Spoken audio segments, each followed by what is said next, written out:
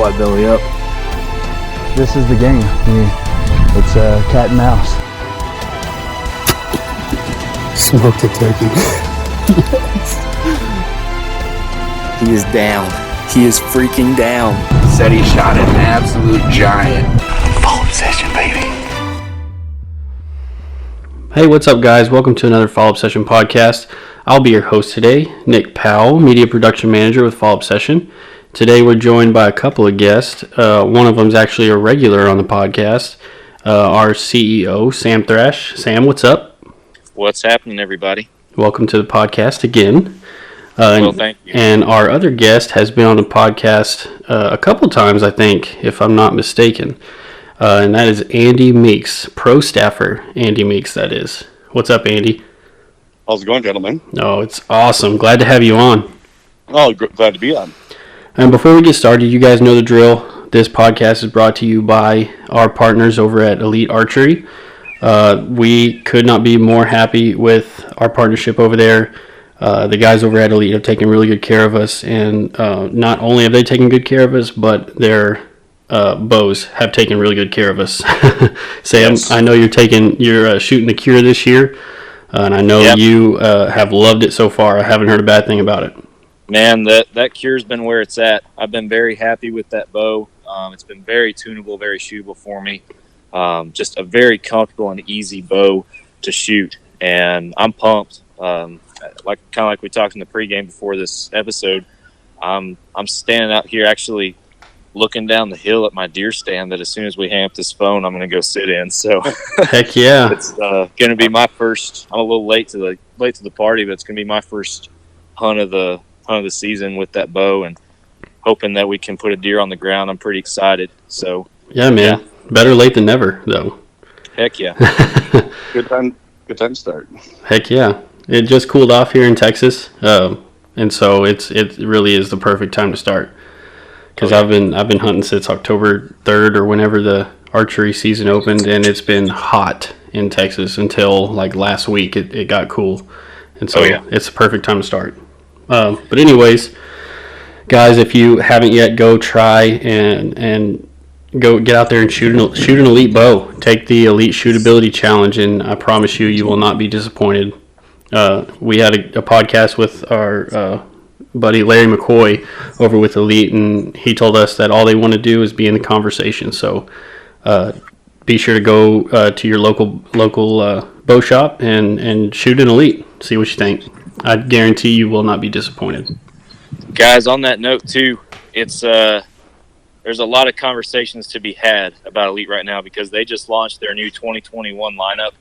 The kind of the two bows that are targeted for hunters in that lineup are the Encore and the Remedy. And I went and shot both of those bows earlier this week for the first time. And Encore, really nice bow, very comfortable. But man, that Remedy, I have to say, that's probably my favorite. I'm a fan of that bow. It's a straight shooter, and if I had to pick a bow to come after my Cure, it'd be the Remedy. So yeah, that's awesome. Not a lot of manufacturers have their 2021 bows out yet, so this is a great time to kind of get ahead of the curve and see what Elite's got for next year. So. Absolutely. And if you haven't yet, Sam did a very well done review on both of those bows, so go check that out on our social media and YouTube pages as well. So for those of you who don't know, Andy went on his first pronghorn hunt this year. Yeah. And we just had to get you on a podcast, Andy, to talk about this pronghorn hunt because I've been stoked to hear about it.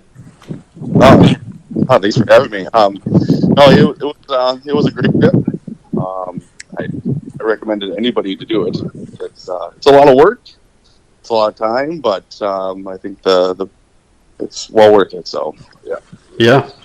So I was just curious, like, what was it that even got you interested in wanting to go pronghorn hunting? Market manager Drew Tordick, he's been out to Montana a bunch of times, and he shot some really nice bucks. And after watching Sam 2 years ago and Sam last year kind of go out there, and it inspired me. It really did. And I'm like, I would like to go do this. And You mean my struggle last year? No. but it's so true. But that struggle's real. I mean, that's absolutely. So I mean, it looked fun. But no, I had opportunity. Actually, the guy that helped me shoot my first turkey this year in April, he's also a big antelope hunter, and he's actually my brother-in-law, John. And so he offered to take me out to Montana and do my first antelope hunt. I said, well, that'd be great. Didn't think much of it. Just kind of, this is a new thing for me and a new adventure. So he was very happy to take me along. So That's awesome. And I know, didn't you do the archery only draw? Is that right? Yep, I did the archery only. Yep. Thinking back on it, Sam, that's probably what me and you should have done this year. I was just about to say that was our biggest mistake. Yes. We would have been right up there shortly after you were, Andy, if we'd been a little smarter with our picks this year. Yeah. So. It's nice to have that option though with rifle. I mean, just in case, like last year. That's a long ways for you guys to go. So. Absolutely, and that was the whole reason behind us going, general season, was so just in case we had a backup plan. Right. But, but then when you don't get drawn, that just in case turns into, I really would have just liked to have gone anyway. So. Yeah, you have all kinds of plans, and then you don't get drawn, and then you're like, well, never mind. I hear you. It's like letting the balloon or air out of the balloon. Exactly. I know that feeling all too well. So yeah. So I'm curious to hear, Andy, what kind of expectations did you have going into this pronghorn hunt? Because I know you have a couple of friends, a couple of buddies that have done it and have been successful at it. What was it that you were thinking or expecting to get out of this hunt? Well, the way they both those the buddies, like obviously Drew and John, have talked. I said it's a lot of work. I mean, it's hard work. You got to take the time to do it, and so that inspired me. I always kind of like a challenge of hunting. I always appreciate the chase, the hunt. So that was that. My expectations were I didn't have much because this was new to me, and I didn't want to put. Yeah, I'm coming home with anything. I didn't want to think like that. But they just kind of inspired me to do it, and so yeah. My expectations were very minimal, I should say. I did. You keep your expectations low, you won't get let down if it's unsuccessful. See, is that what I'm hearing here? Kind of, yes. I mean, yeah. Obviously, you go out there to try to shoot something, yes, but you don't know. You don't know the area. You're not familiar with it, so you're not. I just don't like to hype myself up like that and just have a major letdown and just So yeah, that makes total sense. I couldn't agree more. Just kind of go even keel, and whatever happens to happen. So yeah. So luckily for you, you weren't going in blind. You had some friends and some close some family who had done it before. So how did you prepare specifically? And then more importantly, what's some good advice you could give to the listeners on how they can prepare if they decide that they want to go up there and give it a try? I'd prepare for anything. I'd prepare for 80 degrees, 90 degrees, and I'd prepare for 30, 40. It's you never know. We got lucky. Well, I shouldn't say lucky. I mean, on Monday when I got mine, it was a high of 84. Oh, nice. And that was warm. That was warm to me. I mean, it's that is warm. Yeah. And then the next couple of days were in the 90s, and to be sitting sitting out there and it's just 90 degrees. That's warm for me. I'm from Minnesota, but yeah. So, but yeah, I've talked to John. He said, yeah, I've been out here when it was snowing. So wow. You kind of look at the weather and kind of prepare for anything that can happen. So gotcha. I know Sam, when you went up there, you had quite a bit of different weather changes, I guess you could say. Yeah, I was gonna say I'll second pretty much everything he just said, just because it's you never know what it's gonna be, and I was definitely dealt some odd cards the first year that I went. Drew will tell you about that, but it's went down there and thankfully I packed warm. But the first day I wasn't expecting to be hunting in the snow, and sure enough I was. So, and the day that I actually killed my pronghorn, it was 60 degrees and sunny, so it was a beautiful day. Yeah, but I mean that was 3 days later, so it changes so quickly. So yeah, Andy's right. You just gotta be prepared for both extremes and be comfortable in between. So mm-hmm. Awesome.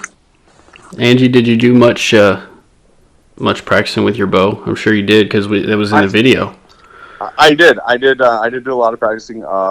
John, said, hey, these are different. This is not shooting a deer and stuff like that. They're going to come in different. He's done this for, quite a few years. And so he's kind of giving me pointers on how they're going to react and stuff like that. And he was right on. And I, when the time came, I was shaking like a leaf on a tree.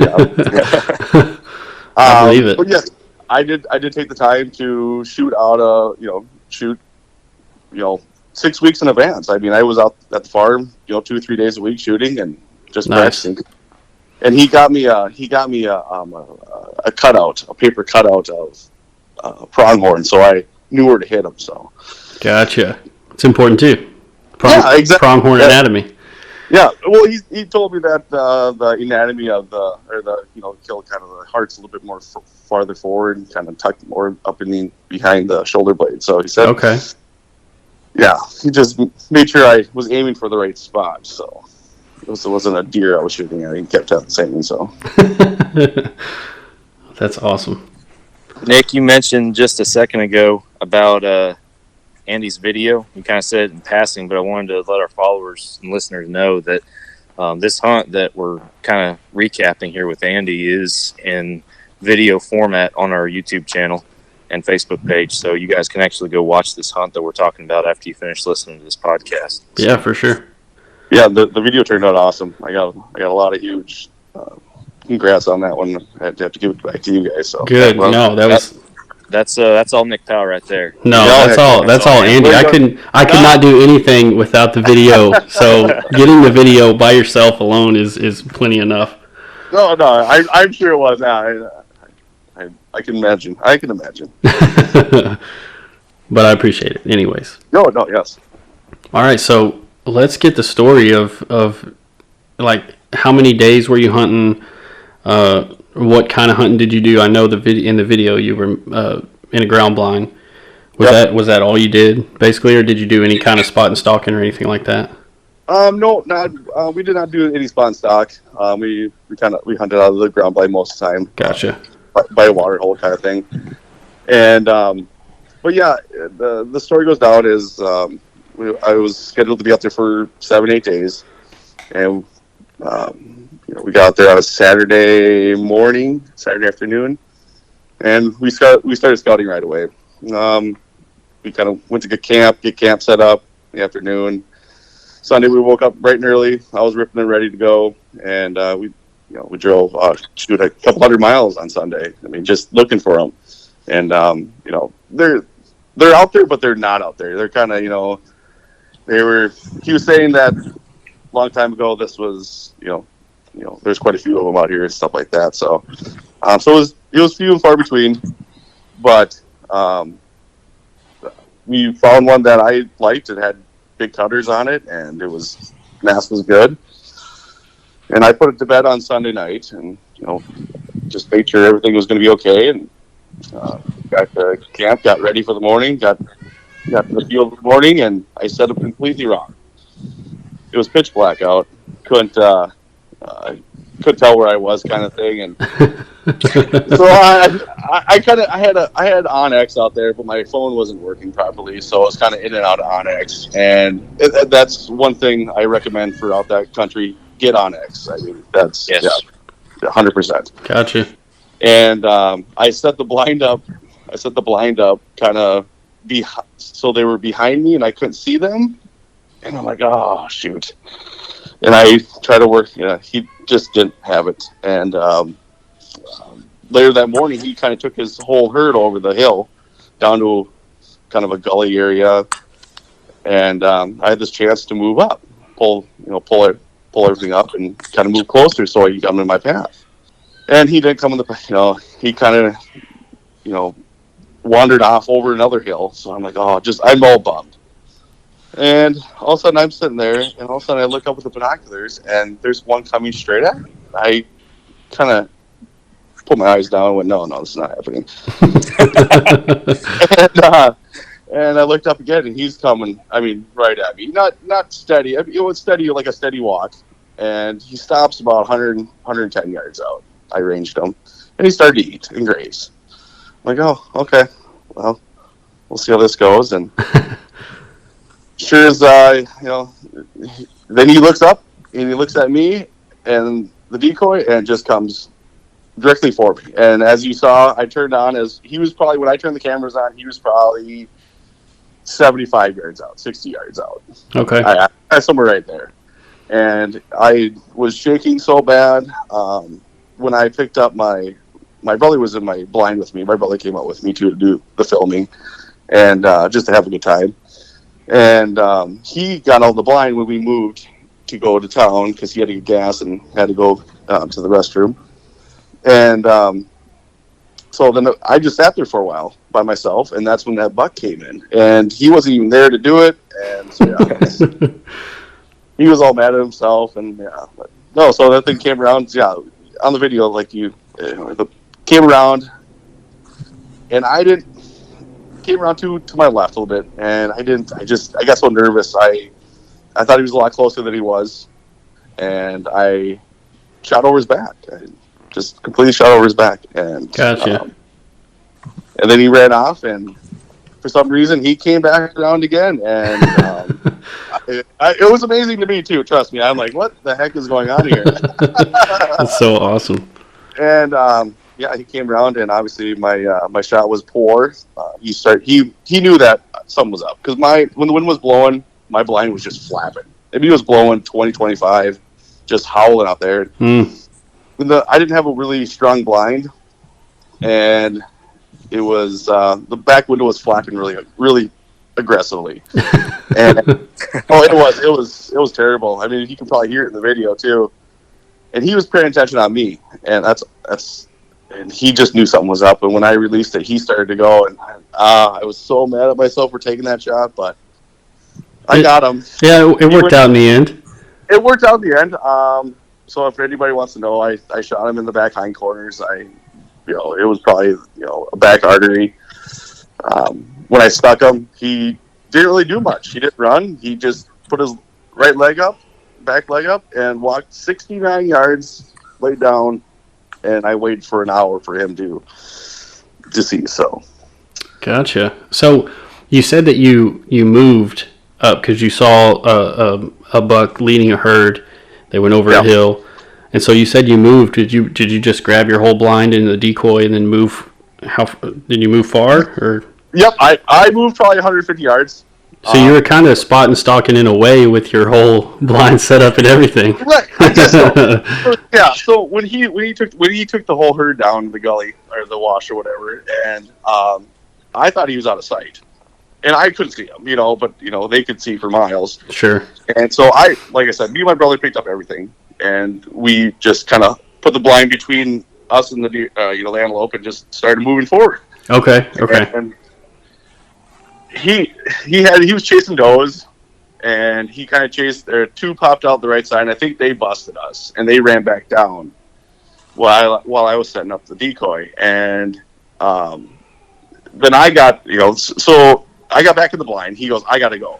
So there was actually another kind of little draw or wash back behind us that he could get 3 feet below horizon, I guess, or view. So he took that way out, and I thought they might have saw him too, because when he was almost to the truck, they took off over the hill, and it was just, I'm like, oh. But I do have to say, the buck I shot was not the buck I was hunting. Okay, that was going to be my next question. Was the buck that took the herd over, was that the same buck that came back in? No, it was not. Gotcha. And I should have known better when he came in, and I was looking at his cutters, and they were shorter cutters, because the antelope I was after, he had some beautiful cutters. I mean, they came out nice, and they kind of curved in, and it was a beautiful buck. Gotcha. And I should have known better, but it was such a thrill, and he was coming at me. I had to take it. I mean, he's a gorgeous buck. Absolutely. I was gonna say that's a freaking awesome buck for a first buck. Oh yeah. First buck, I can't complain. He's a beautiful buck. He has little ivory tips on the back end too. So nice. That was nice to see. And so no, he's actually very good eating too, by the way. I bet. And So yeah, it was that buck finally came back. So I let him lay for about an hour and 15. And I was texting you, and then the buck actually showed back up with two of his does back to the kind of the watering hole area, and he just stared at me and stared at the blind. He never came close. The decoy was still out there, and so I mean, I'm sure the white belly, 70 yards from me didn't help either, but. Did he ever come close enough for a shot, or did he ever? No, he kept his distance. I would say he was probably 100, 150 yards out. Gotcha. That's so. They do say they don't get that big from being stupid. No, and I've learned my lesson on that one because the guys I went out with, they found one nice one, and they hunted them pretty hard, and they outsmarted both of them. So. Gotcha. Yep. Well, man, I hope one year we'll get to draw and we'll all get to go together. Yes, I think that'd be an awesome idea. I think that'd be fun. a fantastic idea. Drew out there too. See if he can shoot one with the bow. Yeah. Man, I was gonna say too, backing up just a touch, but you're talking about not killing the buck that you were hunting.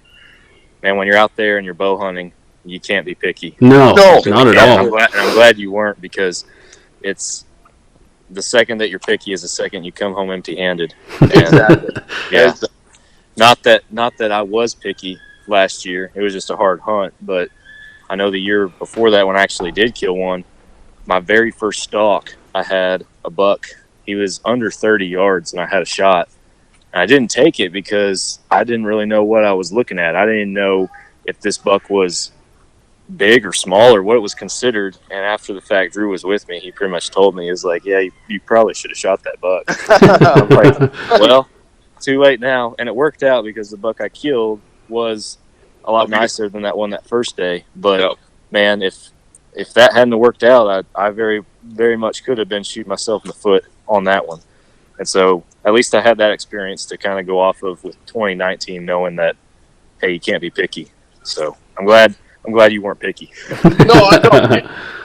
And it was such a rush. I mean, I was all about it. I mean, he came in so perfect, and I just, like I said, the first shot was just completely on nerves. I mean, this was my first time doing it, and I had nobody next to me to either tell me what to do or, what to say. What is this a nice one or not? Like you said, I had no idea whether it was a nice one or not. Obviously, I knew, the one I was looking for had big cutters. This one did, but.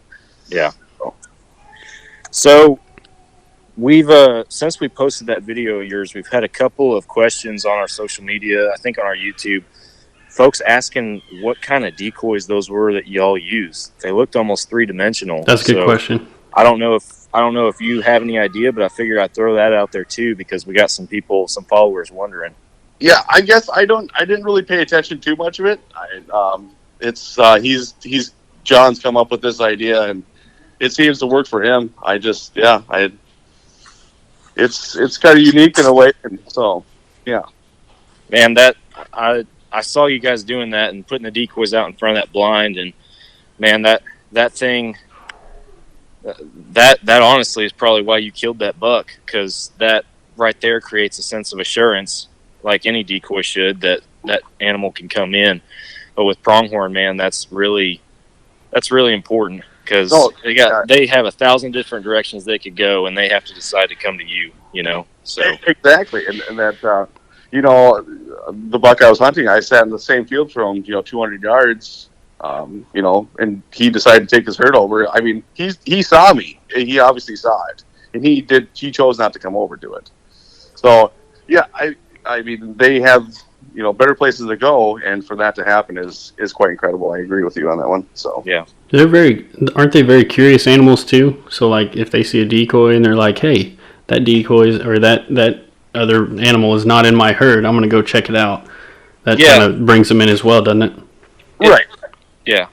It's not just decoys too. Like if you don't clearly identify yourself as a concern or a threat, if you're just a blob in the distance, that they do get curious, and they will come in to an extent to check you out. They'll get to a point where they don't want anything to do with you anymore. But You know, they might come close enough to give you a shot. I had a buck my first year.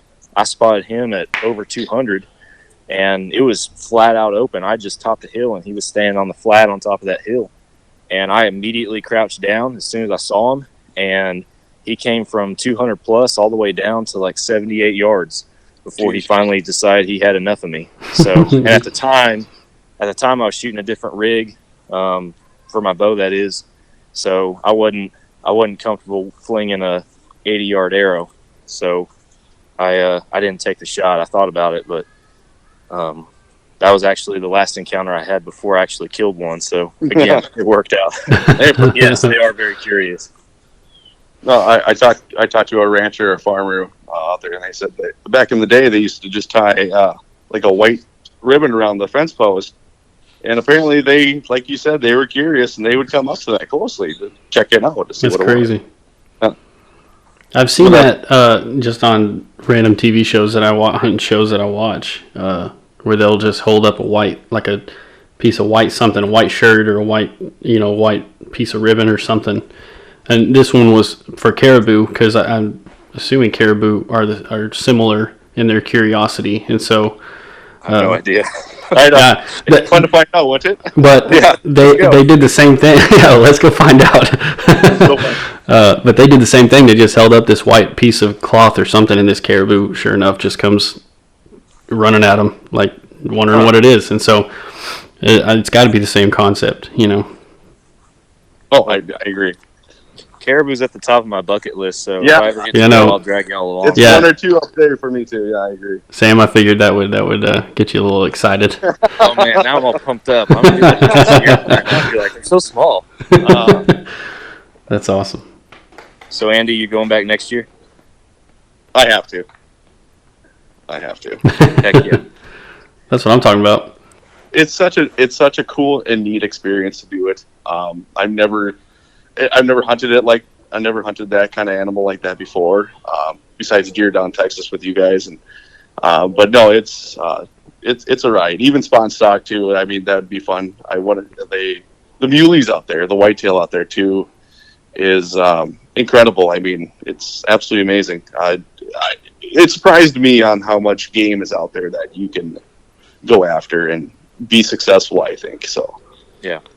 No, I would agree with you, man. It's a target-rich environment out there. It's a hunting, like, at least down here, and I'm sure to the extent in your neck of the woods, we don't get to do very often. And that right there makes it an experience worth having, in my opinion, success or not. So yeah, I'm definitely hoping that next year, the three of us and then Drew as well, we can all have tags in our pocket, heading back up there. Maybe even get some more guys to come along. Who knows? So. It would be the ball to go with you guys. Yes, I mean, I know Drew has places out where he's at kind of there, and we kind of need to see that part of the country too. So yeah. Andy, are you hunting public land or private? We were hunting a lot of private. I actually did shoot mine off a BLM. Gotcha. Oh, nice. So, it was tight to private. I probably had 100 yards to the private line that we did not have permission on, and the thing died at 70 yards. So, well, that's nice. Convenient. Yeah, very. So, yeah, it was yeah. So, I mean, I kind of that whole, like I said with the Onyx thing, you got to have it. I mean, it's just you can't take the risk out there. I mean, just pissing people off, or making people mad and stuff like that. Yeah. And, no, but yeah, because you brought it up and I knew kind of where they had on X, and I had to be between them and there, and yeah. So and gotcha. actually, yeah. So and the other one just came out of nowhere. So I don't. My favorite part of your story is probably you saying that you looked up and he was coming at you, and you're like, "Nah, that ain't right. That ain't right." No, it's just a mirage. No, seriously, and they do have mirages out there. I mean, it's kind of a desert area. You got the high buttes and stuff like that, the mountains in the background, stuff like that. But yeah, it's sage and cactus. I kneel on a cactus. I put my hand in a cactus. Oh dude! Heck yeah! Last year it was 2 weeks after I got back to Texas. I was still picking cactus out of my knees. It was awful. They're everywhere out there.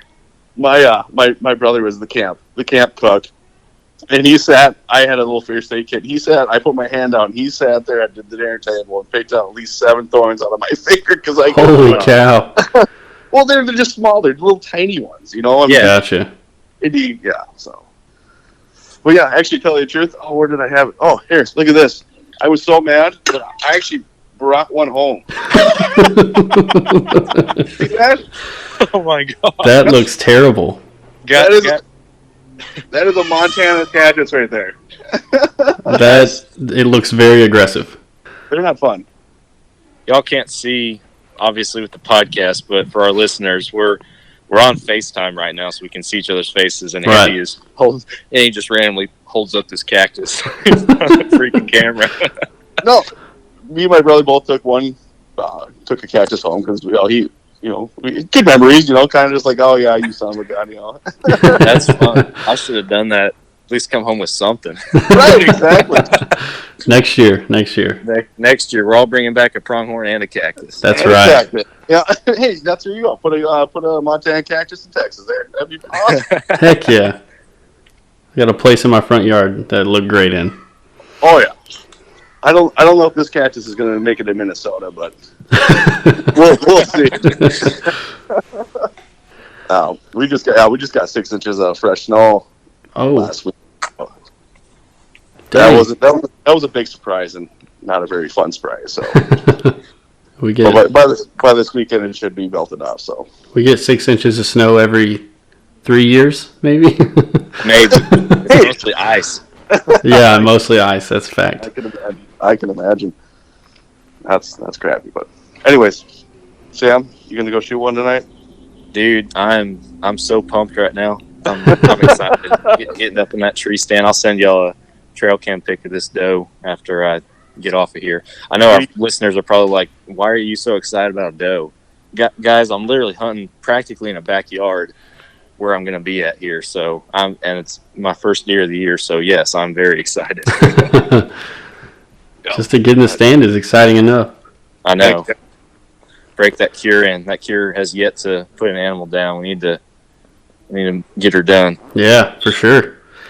Well, all right, we'll close her out then, since so you can get out there. Yeah. All right. Well, Andy, I appreciate you coming on and telling your story, man. I knew we had to get you on right after I got that picture of that antelope laying on the ground. So, congratulations again. Sounds like it was an awesome experience, and I'm excited for all of us to get to go up there and do it again. Yes, I do too. Me too. All right, Sam, thanks for tagging along. I know you got somewhere to be, so we'll close it out. Guys. Man, I was just going to say I appreciate you taking the reins on this one so I could go hunt. Yeah, for sure. All right. Good luck tonight, Sam. Yeah, good luck, Sam. Yeah, thanks, buddy. I appreciate it. Thank you guys again. Thank you all for listening. Thank you to all the listeners for listening. Thank you for listening every week. We couldn't do what we do without you guys. Listening. With a lot of listening. We appreciate all the listening. But guys, seriously, go follow us on Facebook, Instagram, all the social media platforms. Go subscribe to our YouTube channel. Go check out our website, www.fallobsession.com. We have all kinds of good content. That is our hub. So anything you need from us, you'll be able to find on there. Subscribe to this podcast. I know we've been going for a while, and we're trying to find more topics. I know we have a few lined up for the weeks to come, but if you guys want to hear us talk about something, go ahead, and there's a page on our website, www.fallobsession.com/podcast. If you go to the bottom, you can suggest a topic. Go suggest a topic over there, guys. Did I forget anything, Sam? Man, you hit it pretty good. I was going to tell everybody, appreciate everybody who entered and was a part of our Elite Cure giveaway. Yes. I guess at the time that this episode's coming out, that will have wrapped up this past weekend. So really appreciate y'all being a part of that, and congratulations to our winner. And also want to encourage you guys to keep following us, because we are going to try to do some giveaways going into the holiday season. It's not going to be at the extent of a bow, but we got a couple of cool things and a 2K push on Instagram that we're about to about to kick off. So you guys be sure you follow along, because there's still going to be a lot of opportunity to win some cool stuff from fall obsession. So Awesome. There you have it, folks. Stay tuned. We will see y'all later. Thanks for listening to another Fall Obsession podcast. We'll see you later. thanks, guys. I'm going to go hunt. All right. Thank you. Have fun, fellas. Sam, good luck again. Thanks, man.